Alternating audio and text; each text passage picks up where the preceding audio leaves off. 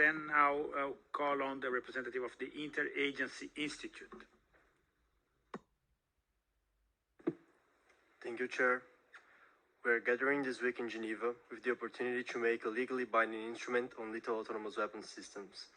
In this spirit, the Interagency Institute celebrates the draft protocol presented by 14 states that have taken leadership on this issue.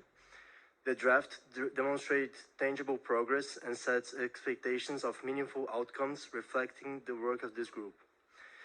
It is important to keep in mind that risk assessment for the development of such systems is not thoroughly understood. The use of machine learning, natural language processing, large language models, and deep learning in systems that require, due to its strategic nature, a lack of entry points and backdoors, comprise inconceivable risks. These risks are not circumscribed to adversarial machine learning or advanced persistent threats. They encompass a wider array than only cyber-related risks. For instance, the accessibility of the creation of such systems with available hardware and possible components already existing as open source software. Even though states have the monopoly on the legitimate use of force, that monopoly does not reflect the reality of the world, in which a wide range of actors are enticed by such systems.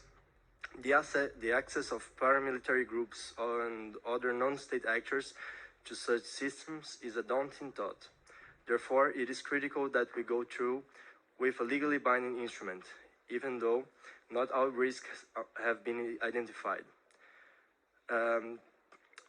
Through this legally binding instrument, we can halt the unrestrained development of such technologies before this externality occurs, regulating the functional and non-functional requirements of such systems and preventing massive investment and technological spillovers in machinery that would lower the threshold of violence.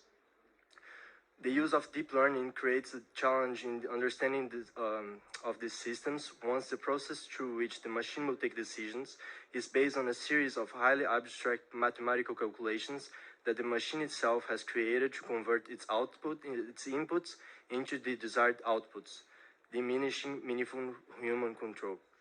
That requires not only the necessity of human intervention in both aiming and engagement functionalities, but also human comprehension of what the machine is doing.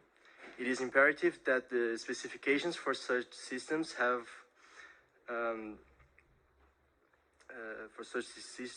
functional requirements, not only for human intervention in both aiming and engagement, but also limits in its use duration and area. On top of those functional requirements constituting possible regulations on a two-tier approach, there is also the need for complete prohibition on military systems with autonomous functions that are non-compliant with IHL and state international obligations, as required by the Article 36 of the Additional Protocol 1 to the Geneva Conventions, and also to weapon systems that have no other ends but to engage with human targets, such as anti-personnel weapons. All this is possible with strict regulations that developers should comply with during the whole software development lifecycle. A legally binding instrument is only the first step on the long journey of mitigating AI-related threats.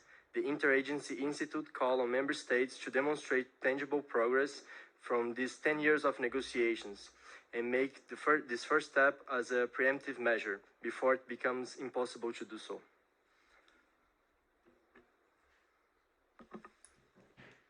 I thank the distinguished representative of the Interagency Institute for his statement.